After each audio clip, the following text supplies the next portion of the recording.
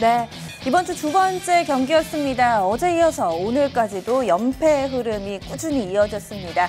마음대로 경기를 쉴 수 있는 권한이 있다면 바로 오늘 그 카드를 썼을 것 같은데요. 그렇게 되지도 않죠. 오늘 장세 속에서도 대체로 선수들은 힘겨운 싸움을 해야만 했습니다. 어디에서부터 단추를 잘못 꿰고 있는 걸까요? 조금 더 자세한 내용 그리고 선수들의 면면 분석까지 함께 해보겠습니다. 오늘 해설에는요, 이 한양증권의 권충현 과장 모셨습니다. 안녕하세요. 안녕하십니까. 요즘에 지점 분위기도 별로죠? 뭐 거의 말이 안 왔다 갔다 할 정도로 숨소리만 좀 들립니다.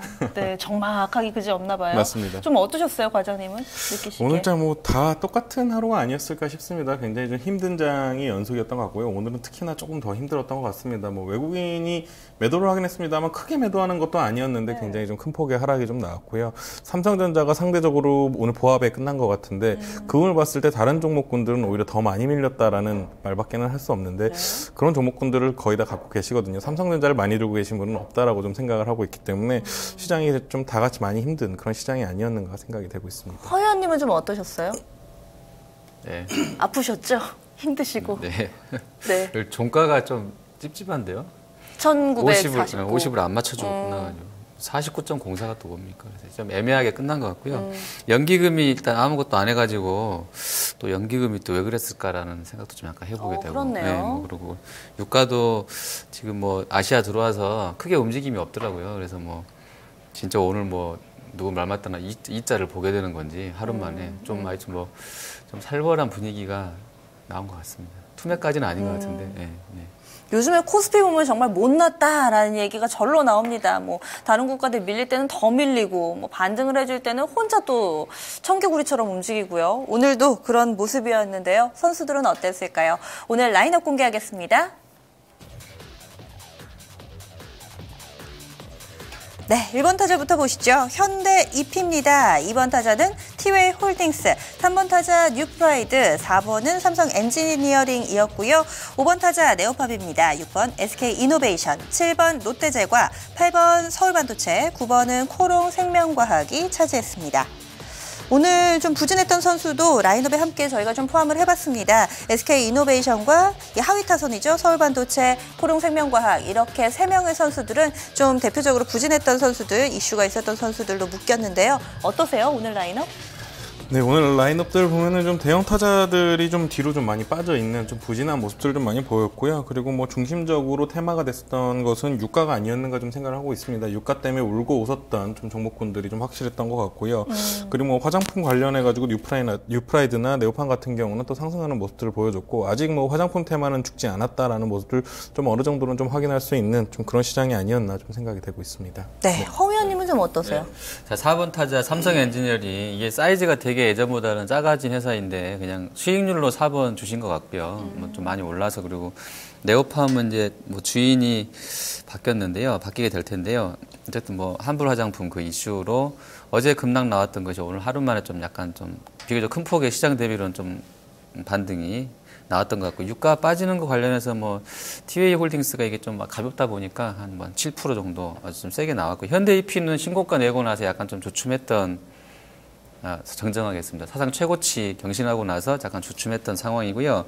롯데제과는 어제 재료가 오늘까지 좀 그대로 이어지면서 뭐 7번 타자 했고요. 서울반도체는 뜬금없이 또 그 바이오시스 얘기가 나오면서 안 그래도 주가 분위기 안 좋았었는데 수요 예측을 했는데도 아마 미달이었는 것 같아요. 아니 워낙에 돈이 작게 들어와서 해봐야 별로 뭐 영향가 없을 것 같아서 그냥 빼버린 것 같은데요. 뭐 그 재료 나오게 되면서 서울반도체는 좀 더 저점을 낮췄던 상황이고 코롱생명이나 뭐 바이로메드나 코미팜은 아침에는 뭐 거의 한 15%까지 빠졌는데 다 올라왔어요, 거의. 근데 이제 바이로나 뭐 코롱생명 같은 경우는 좀 하락세가 좀 이어지면서 마감했던 게 특징적이었던 것 같습니다. 네. 네. 전반적으로 좀 평균 수준이 떨어졌습니다. 뭐 홈런을 치거나 대부분 한 2루타, 3루타 정도는 쳐줘야지 이 라인업에 올라오는데요. 오늘 같은 경우는 출루만 하더라도 이름을 올릴 수 있는 상황이 됐습니다. 이 가운데서 어떤 선수들 볼까요? 먼저 국제유가 중요하다라고 언급을 해주셨는데 좀 관련해서 볼만한 선수 있을까요? 네, 일단은 뭐 티웨이 홀딩스 좀 보고 짚고 넘어가야 할 것 같습니다. 좀 안 그래도 좀 굉장히 좀 분위기는 좋지 않았는데 그래도 유가가 좀 하락을 해주면서 회사 입장에서는 좀 좋은 모습이 아니었겠는가. 굉장히 좀 오랜 시간 좀 하락하는 모습을 보였고요. 실질적으로 만약에 주주이신 분들은 굉장히 좀 힘든 구간이 아니었겠는가 좀 생각이 되고 있습니다. 다만 뭐 유가가 굉장히 좀 긍정적으로 좀 흘러가고 있고요. 티웨이 같은 경우는 굉장히 좀 발빠르게 안 되는 사업들은 많이 빠르게 철수를 시키더라고요. 지금 한국 같은 경우도 노선을 이제는 제주 노선만 좀 운영을 할 정도로 되게 좀 공격적으로 좀 운영을 하고 있는 것 같기 때문에 실적이 굉장히 좀 좋게 나올 수밖에 없는 그런 회사가 아니겠는가 좀 생각이 되고 있고요.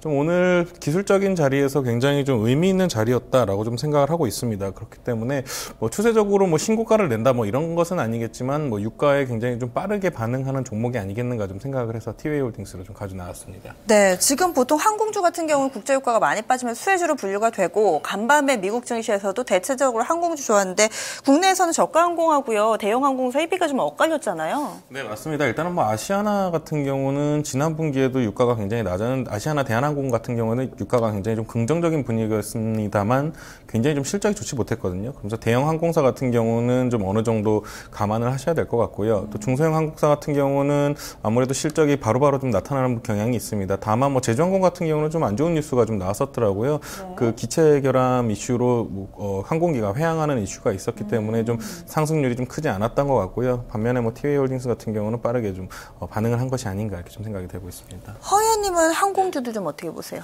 이쪽은 글쎄요, 그 뭐 11월 달에 그 뭐 여객 수송이라도 화물 수송 봤을 때는 화물에 약간 좀 쇼크를 받은 것 같은 부분도 있는 것 같아요. 청수기인데도 불구하고 뭐 안 좋았던 부분들이 전해졌었기 때문에. 예, 맞습니다. 그러니까 이제 뭐 사람들은 좀 들고 나고 하는 것 같은데 여행도 다니고 일단 뭐 글로벌하게 경기가 안 좋다 보니까 그런 부분들 해운 선사나 뭐 이쪽이나 다 비슷한 것 같아요. 그래서 그런 부분들이 좀 반영이 되는 것 같고 티웨이도 보시면 뭐 주가가 그렇게 썩 좋았던 것은 아니잖아요. 근데 최근에 이제 좀 오늘 반등한 것 말고는 계속 좀 우하향 패턴이었었는데 같은 맥락으로 좀 전반적으로 운송주가 다 그렇게 좀 보시면 될 것 같습니다. 우리가 기름값 빠진다고 해서 항공주의 수혜다라고 나눌 것이 아니라 또 글로벌적으로 전반적으로 경기가 좀 위축되게 되면 물동량 축소 이 부분을 또 체크를 해봐야 되겠네요. 이번에는 허 의원님의 관심 선수 볼까요? 네, 삼성 엔지니어링 보도록 하겠습니다. 봐야죠. 네, 오늘 아침에 아주 급등했다가요. 고점에서는 한 10% 이상 밀려서 마감됐는데요. 내용을 좀 이제 정리를 해보면요. 3분기 말 분기 보고서에 따져보면 자본이 한 4천억 잠식 상태예요, 이미. 근데 이제 1조 2천억을 찍으면 단순하게 4천억 까면 8천억이 남잖아요. 네. 다시 한번. 예. 4천억이 마이너스니까 1조 2천억을 찍으면 8천억이 남는 거잖아요. 그거 까고 나면. 그래서 8천억이면 그냥 단순하게요. 지금 시총이 6천억대란 말이에요. 그러니까 일단 돈이 있는 거니까 6천억짜리니까 8천억이면 싼 거죠. 예를 들자면. 근데 이제 거기까지는 좋다 이거죠. 근데 이제 증자가 그럼 될 거냐 뭐 이런 부분이었었는데 일단 뭐 이재용 씨가 안 되면 내가 도와줄게 뭐 이렇게 말을 실제로 이제 이게 확정된 건지는 몰라요. 그냥 기사만 나온 내용이기 때문에. 근데 어쨌든 그런 분위기라 립 서비스만 해줬어도 해준 정도에 불과한데도 만약에 했다고 하면 그리고 이재용 씨 들어온다 그러면 뭔가 있나 본데 하고 다 같이 들어올 수 있겠다는 분위기는 살려놓은 것 같고 일단은 그러니까 안 들어올 수도 있어요. 예를 들자면 근데 이제 분위기를 이렇게 띄워놨다는 부분에 성공을 한 것 같고요. 자 그리고 실적이 그러면 8천억을 세팅을 해놨는데 실적이 그럼 잘 나와줄 거냐? 실적은 정말 볼 게 없는 것 같아요. 현재로서는 한 8대 2 정도를 2가 내수고 8이 수출 쪽인 해외 쪽인데 해외는 정말 지금 유가도 뭐 거의 지금 30달러대이고 거의 6, 7년 최저치고 한데 뭐가 나오겠어요 발주가. 그리고 사우디는 뭐 죽기 살기로 그냥 기름 퍼거 찍어내고 있고 주식은 팔고 있고 한국에서도 이런 상황이기 때문에 안 좋아요. 근데 이제 이쪽에서도 기대해 볼 만한 거는 삼성 쪽 그 수주 잔고를 제가 봤더니 삼성향 수주 잔고가 그 받았던 수주 중에서 일감 다 이제 그러니까 매출로 인식시킨 거 말고 남아있는 잔량이 3분기 보고서에 보면 7천억 정도가 남아있어요. 거기에 이제 전자랑 바이오에피스랑 뭐 전기, 삼성 디스플레이 물량 다 들어와 있는데 연구원들이 보는 게 의견이 갈렸던 부분이 이런 차이예요. 발주가 있겠냐라는 부분인데 좋게 봤던 사람들은 삼성 쪽에서 바이오 증설하고 전자 세팅해서 들어갈 때 이렇게 되면 이재용 씨 들어오면 다 엔지니어링 몰아줄 거다 아마. 단기에 그래서 한 3조, 5조 줘가지고 확 회사를 이렇게 세울 거다라고 했던 부분이 있는데 그걸 보신 분은 단기에 18,000원, 뭐 3만 원까지 보신 거고요. 연구원들도. 됐고 그거 가지고 못 살거든. 해외 쪽이 안 좋기 때문에 안 좋아해서 만 원까지 이제 까고 내려가신 분들은 해외 쪽 플랜트 업황이 안 좋기 때문에 우리는 살 수 없어 이런 쪽으로 나왔는데 그것 때문에 이제 오늘 매매는 된 것 같고요. 전체로 연구원들이 견해가 극과 극이었기 때문에. 근데 제 개인적으로는 이런 종목은 단기적으로는 트레이딩 차원에서 접근이 가능하다고 봅니다. 그러니까 이제 발빠른 매매는 해야 되는 것 같고요. 또 테크니컬한 부분에 있어서는 한번 덤벼볼 만한 종목이다. 근데 이거 들고 뭐 내가 이거 들고 들어가서 증자 다 받고 막 덤벼서 이런까지는 아니고요. 저 정도 모양새면 한번 붙여서 매매로 하는 종목인 것은 맞는 것 같고요. 다 복잡하게 싫으면 그냥 8천억이 들어온다. 그거 봐서 6천억은 싸 보인다. 이런 쪽도 나쁜 컨셉은 아닌 것 같습니다. 네, 단기론. 네. 네. 이재용 부회장이 배수의 진을 친 거잖아요. 이 종목 두고 증권가에서도 좀 말들이 많았을 것 같아요. 주변 반응들은 좀 어떤가요? 쉽게 말씀드리면 산소 호흡기 달아줬다 정도로 표현이 좀 가능할 수 있겠습니다. 그렇네요. 일단은 네. 그대로 내비뒀으면은 회사가 없어지는 거는 기정사실화였습니다만 일단은 주인의 의지는 어느 정도 좀 보여줬다라고 좀 볼 수 있겠습니다. 한 3천억 수준까지는 충분히 증자를 들어올 수 있다라고 기사가 좀 나온 상황이기 때문에 그랬을 때는 그러면 대주주 물량들만 했을 때 한 67% 정도는 증자를 좀 소화할 수 있기 때문에 한 30% 정도는 충분히 공모가 가능하지 않겠는가 좀 생각을 하고 있습니다. 그렇기 때문에 회사의 존폐 여부는 일단은 없어졌다라고 보시면 될 것 같고요. 그런 부분에서는 주가가 좀 반등을 해볼 만한 시점이 아니었겠는가 좀 생각을 하고 있습니다. 다만 허 위원님 말씀하신 대로 업황 자체가 원체 좋지가 않습니다. 유가에 굉장히 좀 민감한 산업이다 보니까 추가적인 수주라든지 아니면은 제가 봤을 때는 다른 삼성에 있는 회사들 좀 붙여줘서 영업이익이라든지 이런 부분을 좀 개선하기 전까지는 아직까지는 강하게 추세적으로 반등하기는 쉽지 않겠다. 말씀 제대로 해주신 것 같습니다. 기술적인 반등 정도, 저도 그 정도 보면 좀 될 것 같습니다. 그리고 중공업하고 합병력이 나왔는데 그 부분은 제가 보다 깜짝 놀랐어요. 절대 합치면 안 되겠더라고요, 제 생각은. 왜냐하면 박대용, 박윤음 사장님이 다 연임이 됐어요. 그 기사 제목이 밉지만 한 번 더 봐줄게 이런 거예요. 그러니까 적자를 이분들이 내고 싶어 낸 건 아니잖아요. 글로벌하게 업황이 안 좋았던 부분도 분명히 있죠. 근데 어쨌든 임기가 길게는 1년 남으신 분들도 있던데요. 그 삼성중공업이 지금 미천구 공사 금액이 4조 원대나 있어요, 아직도. 그 얘네도 엔지니어링도 1조 한 6천억입니다. 그러니까 사실 이게 이제 변수는 될 것 같아요, 앞으로도. 다 털지 못한 것 같아요. 그러니까 3분기 말 보고서 상에 들어왔기 때문에 3분기 실적을 반영한 부분이거든요. 근데 1조 5천억을 영업적자 떨어내는데도 불구하고 엔지니어링이 1조 6천억이 남아있고 중공업도 4조가 남아있어요, 아직. 그러니까 둘이 합치면 더 힘들어지지 않을까 싶어. 5조 원대를 껴안고 가야 되는데 그런 선택은 하지 않을 것으로 생각을 하고 있고요. 어쨌든 그런 부분까지도 고려하셔서 트레이딩을 하셔야 될 것 같습니다. 종목들이 다 뭔가 내 코가 석자인 그런 삼성중공업, 삼성엔지니어링 그랬던 것 같아요.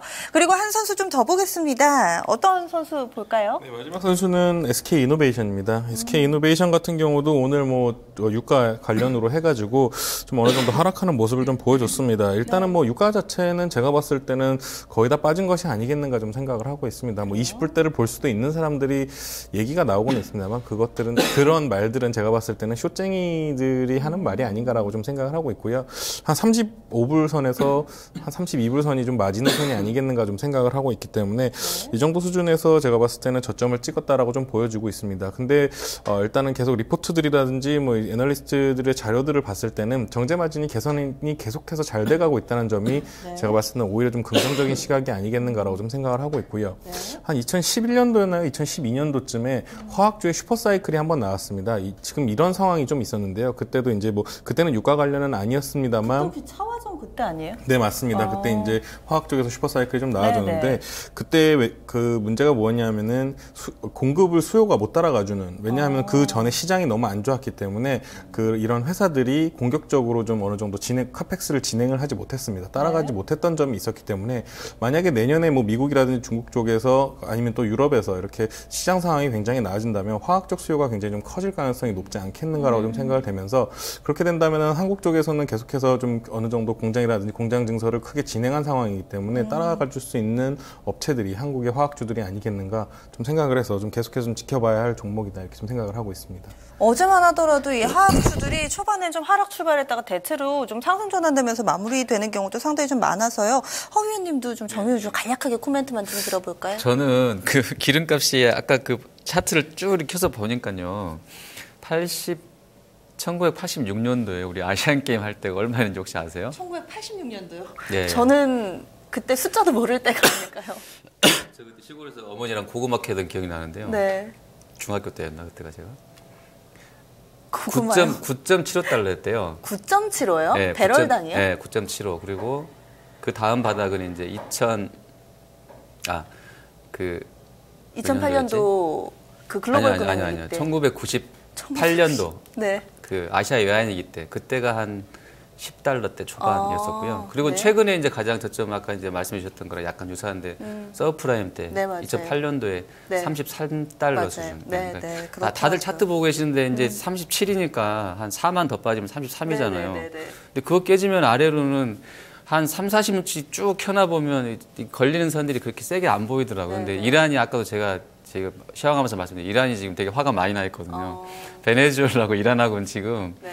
엄청 화가 많이 나 있어서 이란이 엄청 퍼낼 것 같아요. 제 생각에는. 그래서 이 사우디가 이제 뭐라고 어떻게든 안 하면 이란이 4등이니까 이란이 뭔가를 이렇게 막 해내면 수급상으로는 되게 좀 불리한. 근데 이제 종목으로 봐서는 아까 이제 대리님 말씀해 주신 과장님 말씀해 주신 것처럼 네. 그 이노베이션 같은 경우 오늘 다 올라왔어요. 바닥에서. 네, 맞아요. 한 바닥권에서 좀 많이 많이 올라와서 끝났을 거예요. 그러니까 이런 정유주들은 별로 신경을 안 쓰는 것 같아요. 특히 아시아 쪽에 뭐 그쪽에서 뭐 좀 더 단가를 좀 싸게 해준다고 했기 때문에 그런 부분도 있고 그리고 최종 수요가 아직 완전히 안 좋은 것은 아닌데 중국 시황 좀 더 봐야 되겠습니다만 아직 뭐 좀 버틸 것 같긴 한데 좀 봐야죠. 혼자 또 마냥 또 올라갈 수는 없는 상황이니까. 네, 이렇게 또 선수들에 대해서 이야기를 나눠봤습니다. 어떤 선수에게 MVP 주시겠어요? 네, 오늘장 MVP는 삼성 엔지니어링입니다. 네, 오늘은 좀 이견이 없어 보입니다. 급락 장세 속에서도 이슈를 통해서 잘 버텼던 4번 타자 삼성 엔지니어링이 오늘의 MVP고요. 13.98% 급등하면서 15,900원에 거래 마쳤습니다. 내일 경기도 좀 쉬고 싶어요. 그럴 수 없나요? 네, 못 그런다 그러더라고요. 준비를 해봐야죠. 좀 어떤 내용 볼까요? 네, 일단은 뭐 외국인의 매도세가 언제까지 계속되느냐가 가장 중점적인 포인트가 될 것으로 좀 예상을 하고 있습니다. 계속해서 좀 매도가 나오고 있는데 좀 주는 듯 하다가 다시 또 크게 나오고 주는 듯 하다가 크게 나오고 이런 모습들이 금리 인상 시기 전까지는 계속해서 좀 나오지 않겠는가 좀 생각이 되고 있기 때문에 이런 부분들이 좀 어느 정도 좀 줄어드는지 좀 관전 포인트로 보시면 좋을 것 같고요.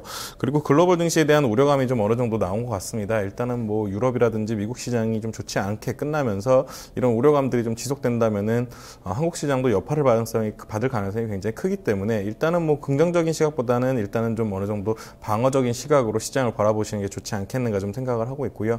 금리 인상 전까지는 계속해서 좀 출렁출렁 좀 굉장히 좀 힘든 시장을 연출할 가능성이 많을 것으로 좀 예상이 되고 있기 때문에 제가 봤을 때 뭐 단기적으로 시장에 좀 대응을 해야 되는 그런 시장이 아니겠는가 좀 생각을 하고 있고요. 많이 빠진다면 낙폭과대주 중심으로 좀 매수를 하는 좀 그런 모습들을 보여줘야 될 것 같습니다. 내일 모레가 선물옵션 동시만기일인가요? 네, 맞는 걸로 그렇죠. 알겠습니다. 네. 그렇게 되면 내일이 또 선물옵션 동시만기 전에 포지션 정리할 수 있는 날이어서 좀 수급적으로도 뭔가 이슈가 있을 것 같은데요. 수급적으로 일단 뭐 외국인들의 방향성이 가장 중요하다라고 좀 보고 있고요. 일단은 기관과 외국인 제가 알기로는 전부 다 쇼 쪽으로 좀 방향성을 잡고 있는 것으로 보이고 있기 때문에 일단은 뭐 상승보다는 하락 쪽에 좀 배팅을 하지 않겠는가 이렇게 생각을 하고 있습니다. 뭐 좋은 얘기가 하나도 없네요.